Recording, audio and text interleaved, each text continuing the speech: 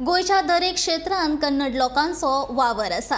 फाटलीं जायतीं वर्सां हे लोक गोंयांत राबितो करून आसात। देखून ह्या लोकांक आतां गोंयकार म्हणपाक जाता अशें भाजपाचो वास्कोचो आमदार दाजी साळकार म्हटला।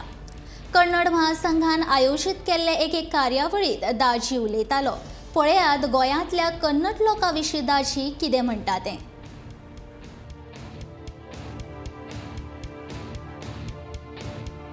के लोग यहाँ बहुत सालों से इवन पोर्चुगीज में भी जब भी मैं पहला भी नहीं हुआ उससे पहले इधर बसे हुए हैं, तो मुझे लगता है कि अभी उनको कन्नड़ी का बोलने से बेहतर उनको गोवन से बोलना ठीक रहेगा। अभी हम लोग बोला हम लोग लेबर क्लास है, अभी कन्नड़ समाज का लेबर क्लास में ही नहीं है।